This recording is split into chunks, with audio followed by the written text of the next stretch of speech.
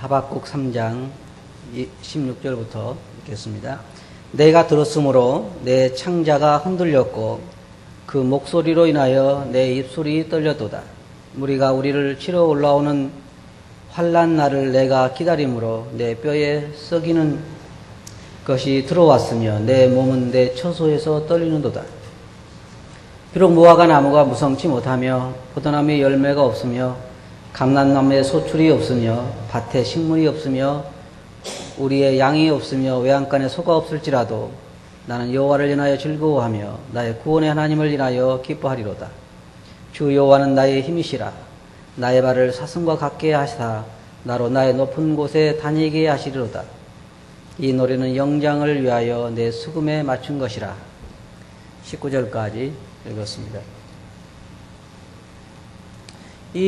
여러분이 아시는 이 하박국 선지자는 주전 609년, 다시 말해서 바벨론이 이스라엘 유다를 침공하기 바로 직전에 이 활동을 하던 그런 선지자입니다. 여기서 우리는 크게 나누어서 세 가지를 보게 되는데, 하나는 이 하박국 선지자가 유다 백성들의 그 타락한 모습을 보면서 고통당하는 그러한 것을 여기에 지금 기록하고 있고, 우리가 지금 하박국 1장부터 3장까지 내용을 요약해 보면, 하나님의 사랑을 많이 받은 유다 백성들이 그렇게 하나님 앞에 타락하고 멀리 떠나는 그런 모습을 보면서 탄식하는 그러한 그의 모습을 볼 수가 있고, 두 번째로는 하나님 앞에서 이제 그 백성들이 받을 심판에 대해서, 바벨론이 그 악한 나라가 유다를 심판하게 될 것을 하나님 말씀하셨을 때에 그것에 대한 또 고통을 말하고 있고, 마지막 부분으로는 여기에 바로 오직 여호와를 인하여 만족하겠다고 하는 그의 고백을 보게 됩니다.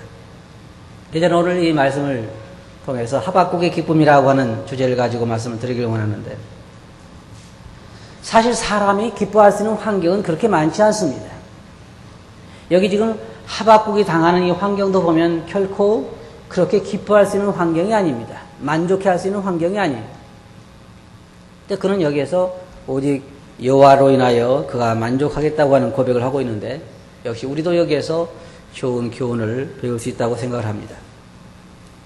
먼저 1장 1절부터 4절까지 보면 거기에 유다의 그 만연한 죄악과 하나님의 잠잠하심에 대해서 이 하박국은 말하고 있습니다. 하나님, 이스라엘 백성들이 이렇게, 이 유다 백성들이 이렇게 하나님 앞에 죄악을 행하고 그러는데 왜 잠잠하십니까? 라는 의문을 이 하박국은 갖게 되었습니다. 여러분 거기에 한번 보시기 바랍니다. 1장에 보면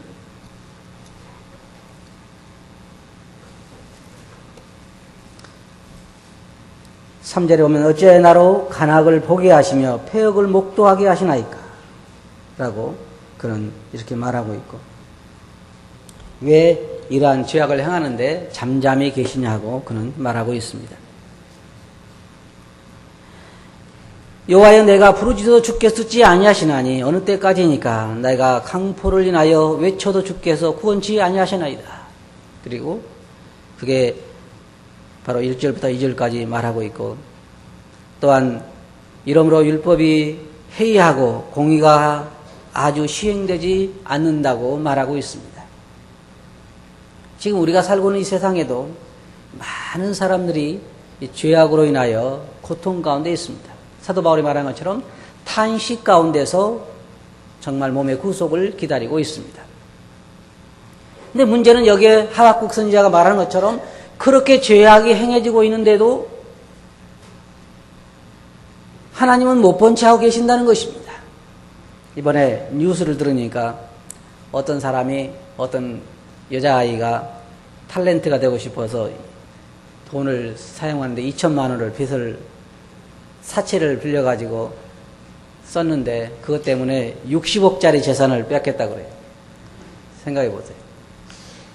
그런데 여러분, 그 어머니가 하도 억울해서 딸하고 그 사채업자를 고발을 했는데 딸은 구속되고 사채업자는 나왔어요. 생각해 보세요. 제 마음이 어떤 마음인지 아세요? 하나님, 어떻게 그걸 그냥 보고 계십니까? 내가 같으면 법원문을 나오자마자 벼락을 쳐서 죽일 텐데. 바로 그런 마음에 아무것도 모르는 이제 갓 20살 먹은 여자아이의 그 욕심을 이용해서 돈을 대출해주고 60억이라고 하는 돈을 사기를 쳐서 뺏어가는 그 사기꾼들은 법원에서 풀려서 나오고, 그 딸은 지금 유치장에 들어가 있는데, 이런 일이 세상에는 수없이 많습니다.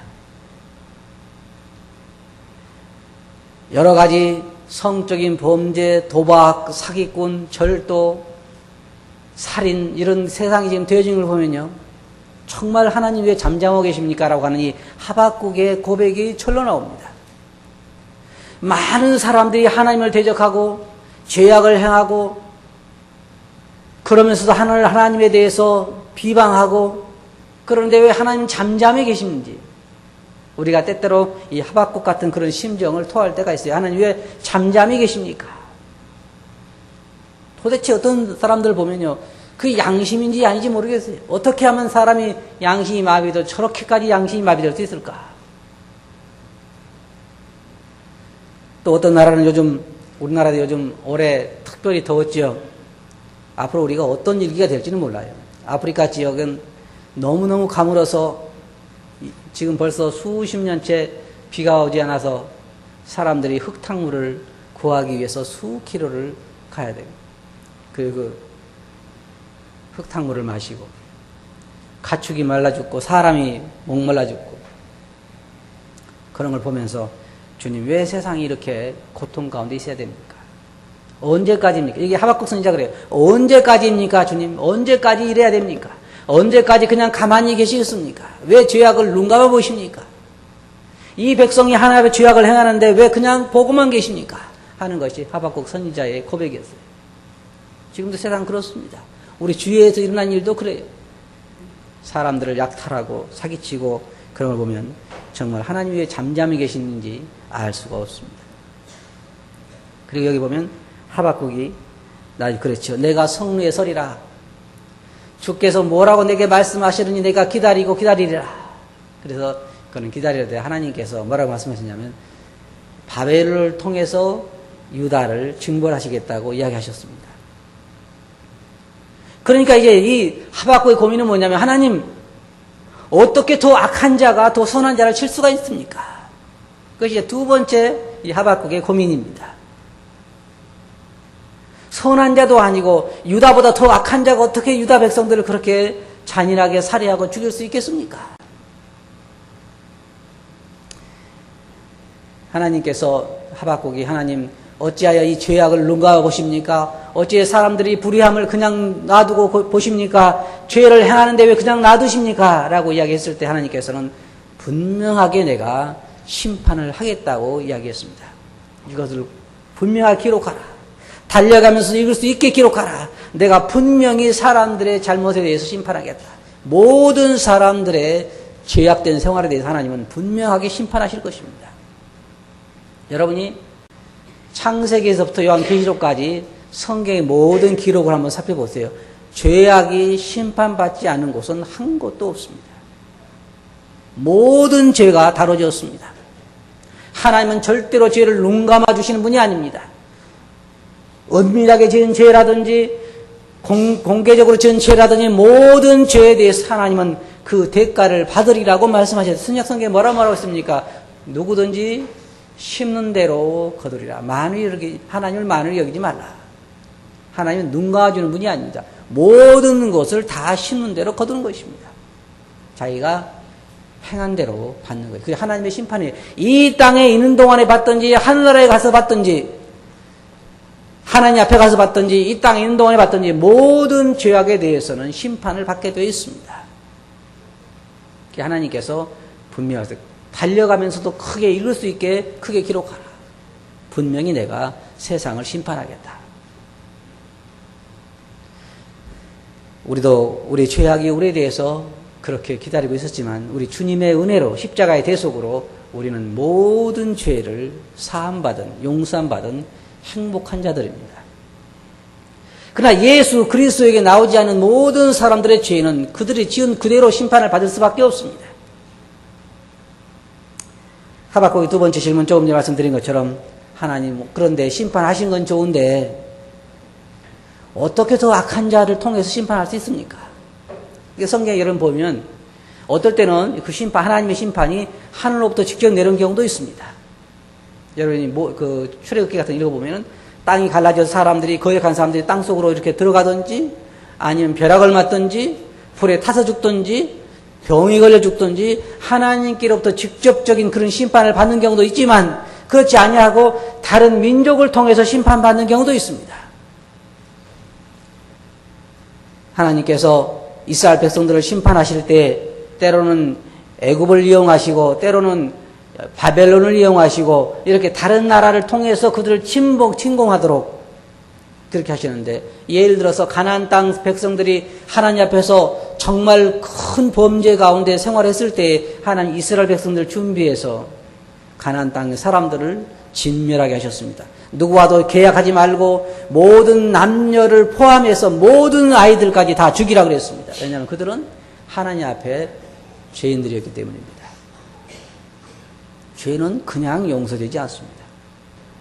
십자가의 대속으로 특별히 예를 들자면 그래요. 우리나라에 지금은 그런 게 참 없어졌어요. 세상에. 옛날에는 우리가 가는 곳마다 간첩 잡자고 광고를 많이 했잖아요. 간첩 한 사람 신고하는데 3천만 원, 몇천만 원 해야 사람들이 간첩 잡으려고요 많이 노력했잖아요. 그런데 가끔 가다가 간첩들에게 자수기간이 주어졌어요. 모든 간첩들에게 예를 들자면 1월 1일부터 1월 31일까지 한 달 동안 안에 자수하는 간첩에 대해서는 모든 죄를 불문에 붙인다. 그래서 그때 자수한 간첩은 모두 죄를 용서받았지만 자수하지 않은 간첩은 언제 잡히든지 그 죄에 따라서 심판을 받았던 것입니다. 이와 같이 사람이신 모든 죄도 다 심판받게 되어 있고, 지금 주님께서 자수기간을 주셨어요. 자수기간. 십자가의 대속으로 그 죄를 대속하시고 모든 죄인들에게 지금 나와라. 지금 나오면 모든 죄를 다 용서해 주겠다. 그것이. 이 하박국 선지자는 하나님 이 악한 백성, 이 유다 백성을 심판하신 건 참 좋습니다. 그런데 어떻게 더 악한 사람들을 통해서 그들을 심판할 수 있습니까? 그들은 더 악하지 않습니까? 여기 보면 하나님께서 2장 2절에 보면 거기에 그렇게 말씀하셨죠. 여호와께서 내게 대답하여 가라사대 너는 이 묵시를 기록하여 판에 명백히 새기되 달려가면서 이룰 수 있게 하라. 이 묵시는 정한 때가 있나니 그 종말이 속히 이르겠고 결코 거짓되지 아니하리라. 비록 더딜지라도 기다리라. 지체되지 않고 청령 응하리라. 심판이 결코 지체되지 아니하고 응하리라고 하는 것을 말하고 있습니다. 하나님은 모든 것을 결코 눈감아주지 않습니다. 그러면서 여기에 2장 4절에 보면 의인은 믿음으로 말미암아 살 것을 말하고 있습니다. 이 말씀이요 굉장히 중요한 말씀입니다. 나중에 신약에 와서 이 말씀이 진리인 것을 더 확고하게 하고 있고, 나중에 어땠어요? 마르틴 루터가 종교개혁 할 때 이 말씀이 그의 마음의 가장 중심적인 말씀이 되었죠. 의인은 믿음으로 말미암아 살리라. 믿음이라고 하는 것입니다. 그래서 이 갈대아 사람들은 그칠 줄 모르는 그러한 점령하고자 하는 야욕을 가지고 있는 악한 그러한 민족이었는데, 이 민족을 통해서 하나님께서 유다 백성들을 심판하신 것입니다. 그것은 우상 숭배를 했고 또 하나님 앞에서 아주 죄악을 행하는 그러한 민족인데, 하나님 이 민족을 통해서 이스라엘 백성들을 징벌하셨습니다. 그런데 참 이 재미있는 내용이 나오는데요. 하나님은 참 이스라엘 백성들을 사랑하시는 분이세요. 굉장히 사랑하시는 분입니다. 나중에 여러분 구약성 읽어보시면 하나님은 이스라엘 백성들이, 유다 백성들이 너무너무 이스라엘 백성들과 포함해서 맨 먼저 이스라엘 백성들이 이 바벨론의 포로로 잡혀갑니다만은 그 다음에 이제 나중에 유다가 하다 안 돼서 하나님께 그들을 바벨론 손에 붙여서 그들을 징벌하십니다. 근데 나중에 하나님께서 뭐라고 하시냐면요. 내가 내 백성이 타락해서 내가 내 백성이 정말 나의 말을 어겨서 내가 너희들의 손을 빌려서 이 백성을 징계하기는 했지만 그래도 너희는 해도 너무했다는 것입니다. 하나님 그런 말씀 여러분 성경에 읽어보셨어요? 내 백성이 이게 쉽게 말하면요, 자기 아들이 너무너무 말을 안 들으니까 옆에 있는 아저씨한테 내 아들 좀 한번 좀 때려줄래요? 그래서 때렸어요. 근데 때리는 걸 보니까 너무 심하게 편단 말이에요. 그러니까 화가 났어요. 이제 너 가면 안 되겠다. 그래서 바벨론 망한 거예요. 여러분 아시겠어요? 성경에 보면 그래요. 내가 내 백성이 하도 말을 안 들어서 너희 손을 통해서 좀 징벌을 내리라고 그러는데 너희가 해도 너무했다는. 그래서 나중에 너 교만한 바벨론아, 내가 너를 멸망시키겠다. 하나님께 그렇게 이스라엘 백성들을 사랑하십니다. 자, 오늘 본문 말씀을 한번 볼까요? 여기 보면 뭐라 했어요? 이 하박국은 참 어려운 시대에 살고 있었죠. 자기 나라 백성들이 극도로 타락해서 날마다 죄를 행하는 것을 차마 볼 수가 없는 그러한 어려운 가운데 있었는데 그걸 또 하나님께 더 악한 백성을 통해서 징벌하시겠다고 죽이시겠다고 하신 말씀을 들은 이 하박국의 마음이 얼마나 심란했겠습니까? 근데 그는 여기서 말하기를 비록 무화과 나무의 무화과 나무가 무성치 못하며 포도나무에 열매가 없으며 밭에 식물이 없으며 우리 양이 없으며 외양간에 소가 없을지라도, 이 말은 무슨 말이에요?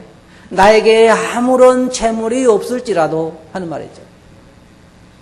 쉽게 말하면 밭에 소출이 없다고 하는 것은 우리가 농사 지을 때 전혀 거둘 것이 없다고 하는 얘기고, 외양간에 소가 없으며 하는 것은 우리가 뭐 장사라든지 다른 면에서 전혀 물질적인 어떤 것이 없다고 하는 걸 말하는 것입니다. 그런데 아무것도 없고 상황은 그럴지라도 나는 오직 여호와를 인하여 즐거워하리라, 만족하리라.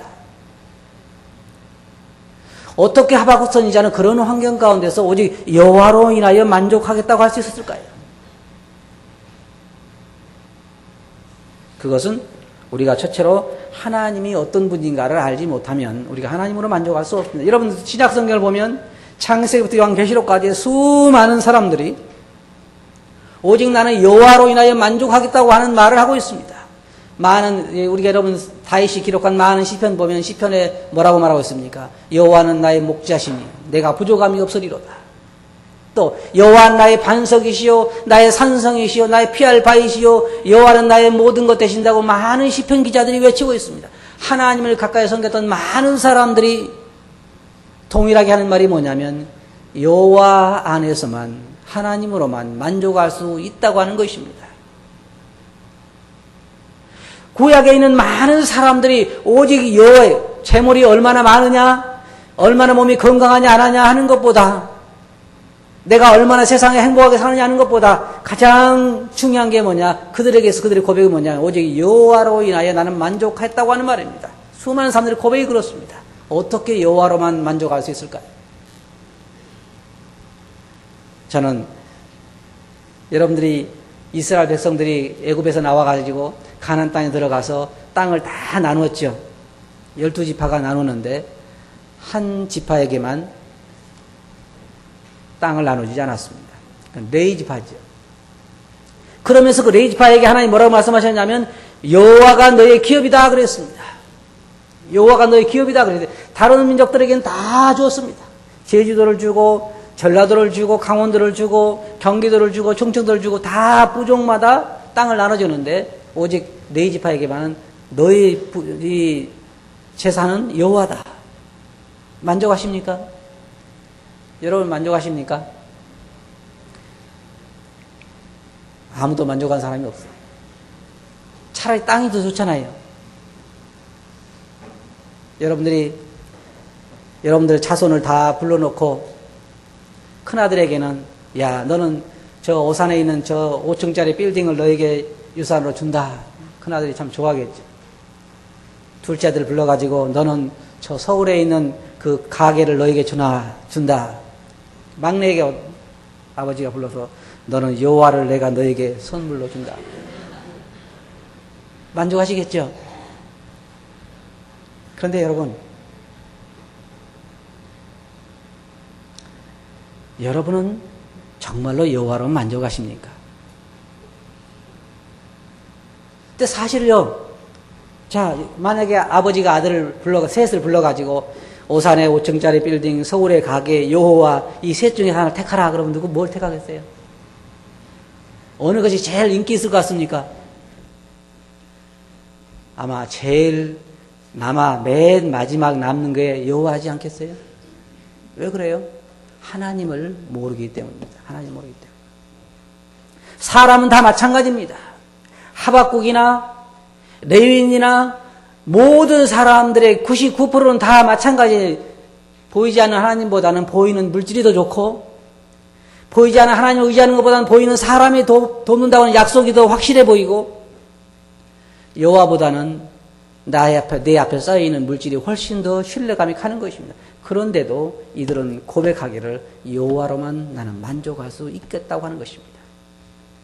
다윗도 그런 고백을 하고 있고, 구약에 있는 많은 사람들이 오직 여호와로만 만족한다 그렇게 말하고 있어요. 구약뿐만 아닙니다. 신약에도 그렇게 말하고 있어요. 사도 바울은 뭐라 그랬습니까? 내가 그리스도를 알고 그리스도를 얻기 위해서 나의 모든 것을 배설물로 여기노라. 이 말이 무슨 말이에요? 내게는 그리스도보다 더 귀한 것은 없다. 베드로가 그 안진뱅이 앞에 있었을 때에 그런 고백을 했죠. 내게는 금과 은은 없지만 뭐가 있다고 그랬어요?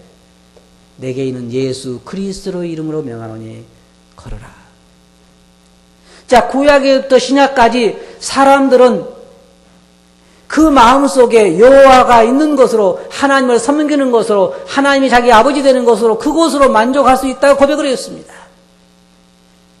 솔로몬은 자기의 만족을 물질에 찾기를 원했고, 육체의 쾌락에 찾기를 원했고, 이생의 자랑에서 찾기를 원했고, 육신의 정욕에 찾기를 원했습니다. 그래서 부인도 많이 얻고, 재산도 많이 해보고, 지식도 많이 얻어보고, 모든 것을 했습니다. 왜? 만족을 얻기 위해서 그래요. 여러분 솔로몬 고백을 보면 그러잖아요. 어떻게 해야 내가 만족을 얻을 수 있을까? 그래서 종도 많이 둬보고, 우물도 파고, 정원도 만들고, 집도 짓고, 궁도 짓고, 아내도 1000명이나 둬보고, 책도 많이 쓰고, 그렇게 했는데, 그건 고백하기를 다 헛된 것이더라. 물질을 쫓아가는 사람은 결국은 메마른 마음으로 끝날 수밖에 없습니다. 육체의 쾌락을 쫓는 자도 결국은 끝에 가서 뭐라 고백하냐면, 인생이 70이여 강건한 80이라도 남는 것은 뭐라 그랬어요? 수고와 슬픔뿐이라.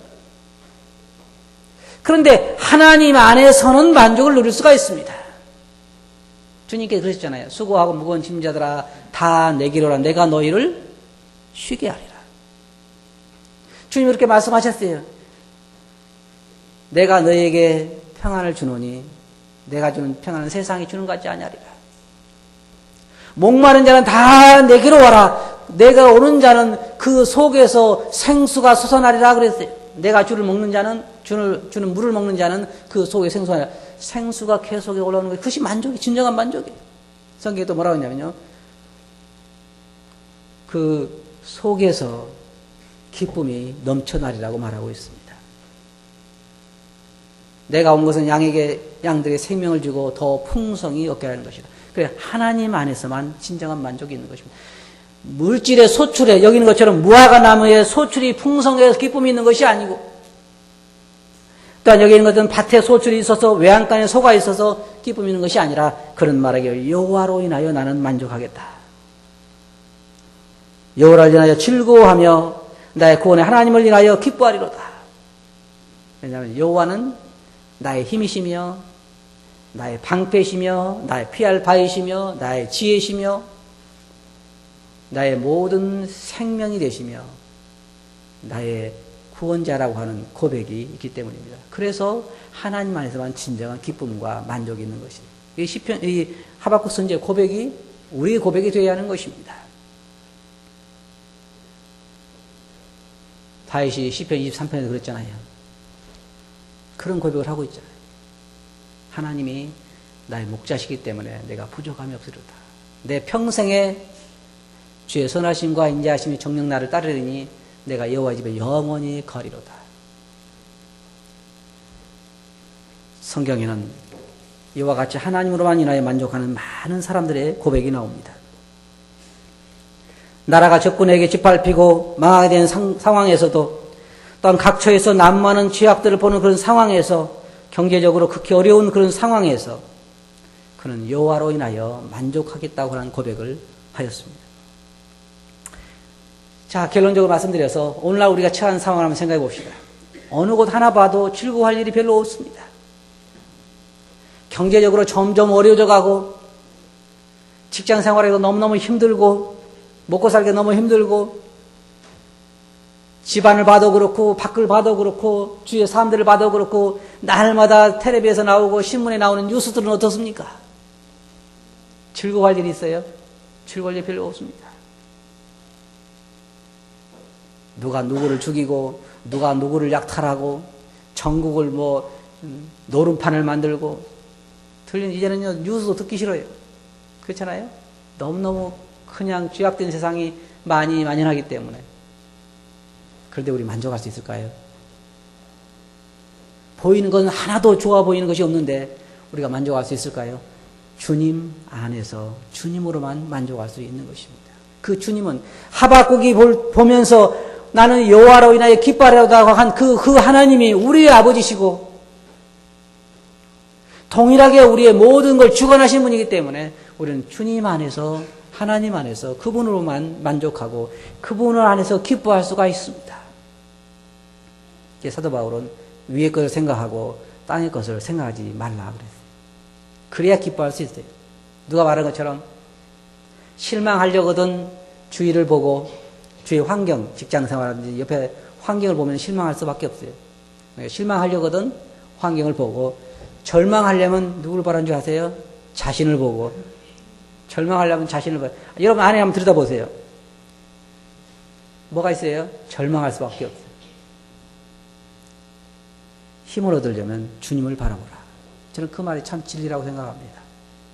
우리의 눈이 우리 주위의 환경을 바라보고 있는 동안에는 우리가 절대로 기쁨을 얻을 수가 없습니다. 우리 눈이 우리 자신들을 바라보고 있는 동안에도 우리는 참 만족을 얻을 수가 없습니다. 실망하고 절망할 수밖에 없습니다. 저도 제 자신에게 실망합니다. 실망도 한두 한 게 아니라 56년 동안 실망했어요. 앞으로 소망이 있겠죠? 56년 동안 실망했는데 무슨 소망이 있어요, 앞으로? 어떨 때는 저녁에 자기 전에 아침에 내가 5시에 일어나야지 하고 마음먹고 자는데 아침에 일어나면 뭐라고 해요? 아침에 시간이 되면 어떻습니까, 몸이? 더 자자 그러고 일어나라 그러는데요. 일어나자 소리가 적게 들리고 더 자자 소리가 더 크게 들리잖아요. 여러분들은 안 그러시겠지만 저는 그래요. 모든 것이 내 안에 내가 원하는 만큼 주님을 섬길 수가 없습니다. 내 자신을 보면 실망할 수밖에 없어요. 마음대로 내가 원하는 만큼 전도하지 못하고 내가 원하는 만큼 성도들을 사랑하지 못하고 내가 원하는 만큼 하나님을 사랑하지 못하고 원하는 만큼 내 마음을 통제하지 못하고 그러니까 실망할 수밖에 없잖아요. 그러니까 자신을 보면 절망해요. 실망이 아니라 절망. 그래서 누굴 보라고 그랬어요? 여기에 하박국 선지자가 누굴 보고 있는 거예요? 하나님을 바라보고 하나님으로 기뻐하겠다는 거예요. 만약에 무화과 나무에 소출이 없고 밭에 소출이 없고 외양간에 소가 없는 걸 바라봤으면 어떻게 될까요? 기쁨이 없죠. 기쁨이 없어요. 외양간에 가도 아무 짐승도 없고 밭에 가도 곡식도 없고 뭐가 기뻐하겠어요? 기뻐할 수가 없는 것입니다. 우리 자신을 봐도 기뻐할 수 없고 우리 주위의 환경을 봐도 기뻐할 수 없고 은행 잔고를 보면 또 어떻습니까? 항상 달랑달랑 하잖아요. 요즘은 결혼한 사람이 아는 사람이 다 은행 잔고가 없는 것 같아요. 그래서 우리에게 위의 것을 바라보라. 주님을 바라보라. 주님으로만 만족할 수 있다. 주님은 우리의 모든 처지를 아시고 우리를 위로하시고 격려하시고 우리 모든 피를 공급하시고 우리의 힘이 되시고 우리의 방패가 되시고 우리의 위로가 되시고 우리의 생명이 되시고 모든 복의 근원이 우리 주님이기 때문에 우리 하나님이기 때문에 하나님 안에서만 만족할 수 있다고 하는 것입니다. 한 가지만 여러분들에게 질문해 보겠습니다. 여러분이 지금 가지고 있는 모든 것을 다 내놓는다고 해도 하나님만 계시면 만족하겠습니까? 네? 자신 없어요? 자, 생각해 보세요. 여러분이 가지고 있는 모든 것을 오른쪽에 두고 하나님을 왼쪽에 두고 하나만 택하라고 하면 어느 쪽을 택하겠습니까? 둘 다 가져요? 여러분, 하나님만으로 기업을 받은 레위인들이 얼마나 복받은 민족인지 여러분 아시겠습니까? 하나님만으로 기뻐하시고 하나님만으로 만족하시기 바랍니다. 어떤 사람은 눈이 없는 장님도 늘 주님 안에서 기뻐하는 사람을 보았습니다. 휠체어를 타고 있는 사람도, 평생 동안을 누워서 입 밖에 움직이지 못한 사람도 하나님 안에서 기뻐하는 걸 봤어요. 우리는 다른 많은 걸 가지고 있습니다. 왜 우리가 기뻐하지 못하겠습니까? 하나님만으로 여러분 만족하실 수 있기를 바랍니다. 왜냐하면 그분 안에 모든 것이 다 있기 때문입니다. 그럼 우리가 하나님만으로 만족할 수 없는 이유는 뭘까요? 그분을 모르기 때문에 그래요.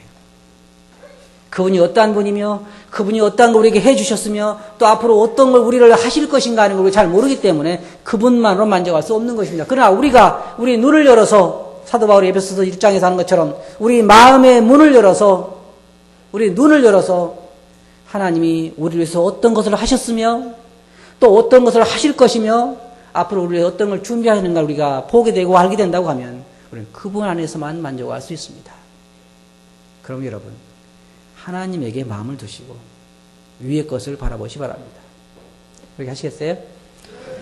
기도하겠습니다. 거룩하신 아버지 하나님, 하박국 선지자가 처한 환경보다 저희들은 더 나은 환경에 살고 있습니다. 그런 가운데서 하박국은 오직 여호와로 인하여 기뻐하고 만족하겠다고 하는 고백을 하고 있는데 주님, 이 고백이 저희들의 고백이 되게 해 주시옵소서. 저희들은 훨씬 더 좋은 환경에 살고 있으면서도 여호와로만 기뻐할 수 없고 여호와로만 즐거워할 수 없는 그럴 때가 있는데 주님, 저희들이 여호와로만 기뻐할 수 있는 그런 마음들을 갖게 해 주시옵소서. 들은 말씀 주께 의지하옵고 예수님 이름으로 아버지께 감사하며 기도하옵나이다. 아멘.